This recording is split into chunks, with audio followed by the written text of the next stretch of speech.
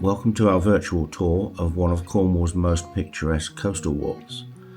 Today we'll be taking you on a journey from the golden sands of Praa Sands, or Praa Sands, to the secluded coves of Prussia Cove, passing through Kennegy Cove and the historic Coastguard cottages along the way. The route not only offers breathtaking views of the coastline, but also has fascinating tales of smugglers, shipwrecks and maritime history.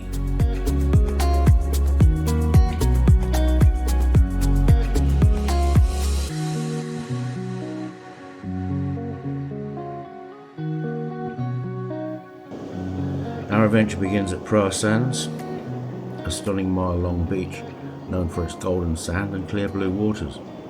It's a popular spot for surfers and beachgoers, and it's the perfect starting point for our coastal walk. I parked at a car park called Maggie's Patch, which is just £3 for all-day parking. Hi folks, we're here again on the coastline, and today we're starting at Praa Sands, which is a lovely sandy beach. And we're going to be heading towards Prussia Cove. It's not a bad day, a bit fresh, but the sun's out, so we're hoping for a good day. Let's get going. Well, we've left the beach and we're now on the coast path. So here we go. Best foot forward.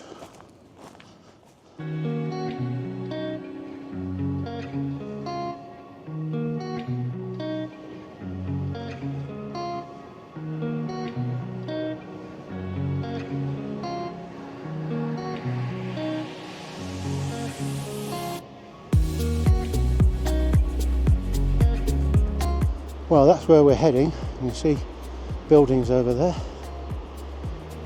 Yeah, not too bad. So we can stop ourselves from rolling down the hill.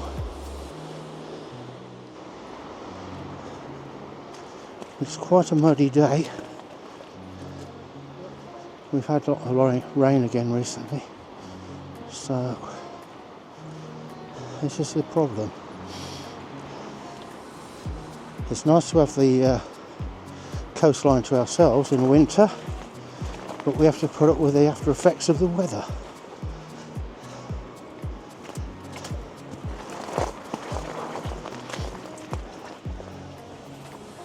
Lovely muddy path.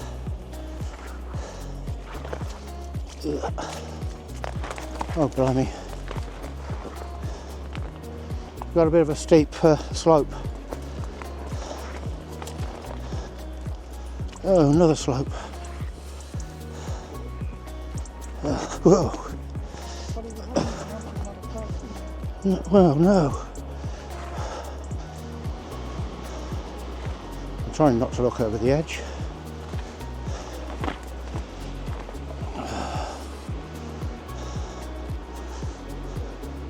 Jake, he's happy he's in the field again. Oh, I wish we were.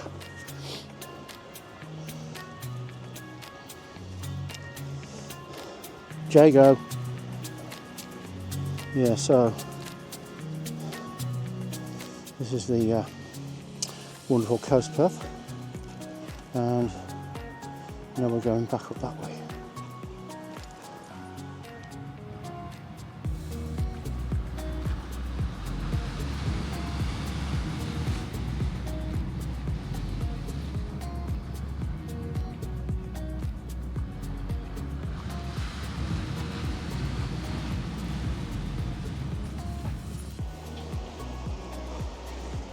So, we're not too far away, but this coast path is being a bit of a trial.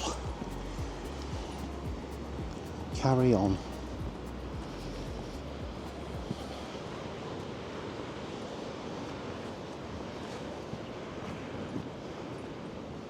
Thankfully, it's only a couple of miles. Well, there and then a couple of miles back, but this pathway is a bit grungy.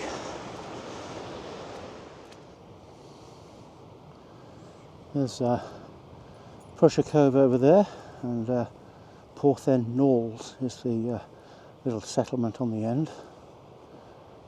So that's where we're heading. Where have you been, Jago?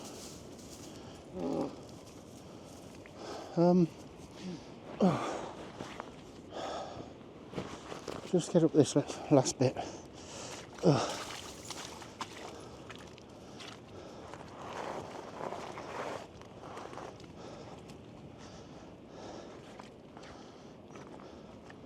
There's no surprise the smugglers got away with everything. Can you imagine being a customs man trying to chase somebody on this path?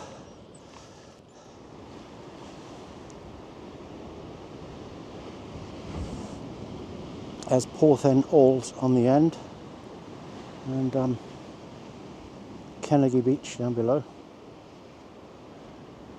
and the 4 little coves of Prussia Cove, all in a row. So just past Kennegy Beach is the little white bit of sand, which is Prussia Cove, and just above there you can see the Coastguard cottages. Again, we can see in the distance is Porthen Alls estate over there. And if we come back this way, down below is Kennegy Cove, which is just another of the coves making up the entire Prussia Cove area.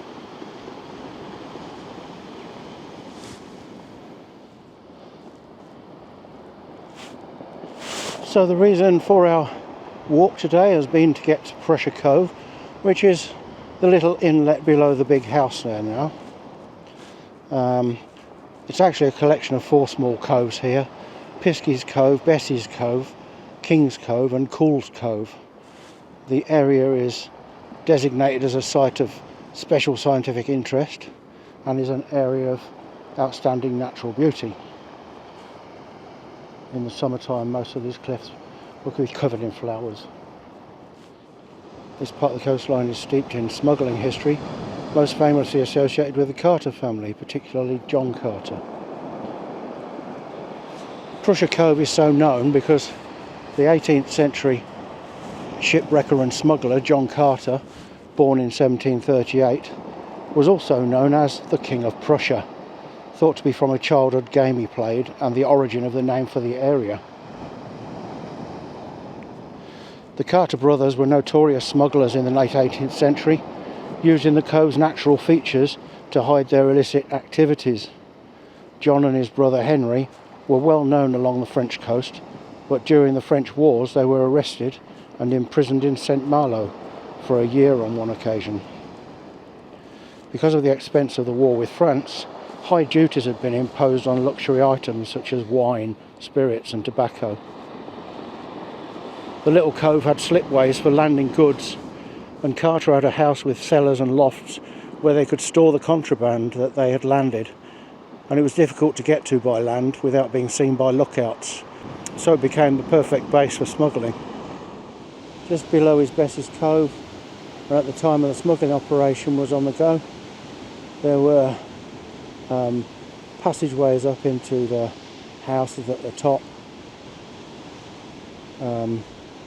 The second house from the edge is Willie's Cottage, as it's known now. It's John Carter's daughter and son-in-law that stayed there and carried on the operation.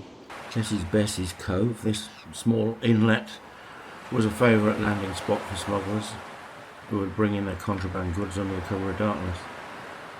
The little inlet is named after Bessie Busso, who ran the Kiddlywink Inn above the cove, which of course was never short of rum. Legend has it that tunnels led from the inn to the beach below, and Bessie was well known and trusted by Carter and his crew.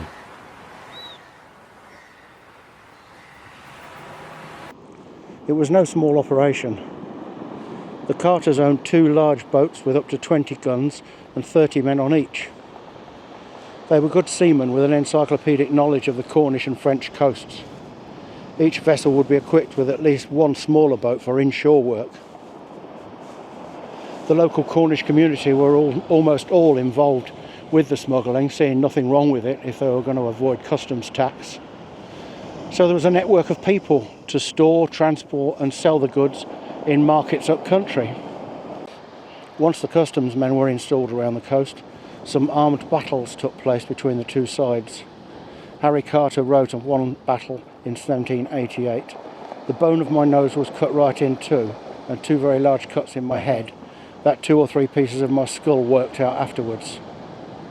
Harry managed to get away and went into hiding for 3 months for his wounds to heal.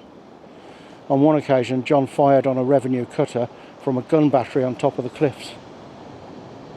The customs men were trying to follow one of Carter's vessels into Prussia Cove. Another time, John Carter broke into the customs house at Penzance and took back contraband that had been taken from him. "John Carter's been here," reported one of the customs officers. "We know who it was because he's taken nothing away that was not his own." The Carters were confirmed Methodists, and Harry is said to have held Sunday services on the quayside for smugglers.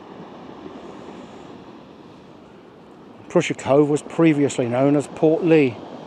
We can still see the remains of the Carter family's smuggling infrastructure, including a slipway cut into the rocks for landing boats, and caves that were used to store contraband. In 1803, the Carter's house was sold by auction. John disappeared and Harry became a full-time preacher. Some of the family continued with the smuggling operation, but when the Coastguards and the Coastguards Station were built at Prussia Cove in 1825 and local men were being arrested, smuggling became less attractive. As we walk from Porthinalls, we can cross the ford here, and as we get over the stones, and then we come headlong into the Coastguard cottages. Here we go. This row of cottages was formerly for the Coastguard, built in the 19th century to house the men who patrolled this stretch of coastline, keeping watch for smugglers and ships in distress. There's another view of Porthinalls, a little bit further around the coast, and if we come across the road here, and we're standing at the side of the entrance to the Coastguard cottages.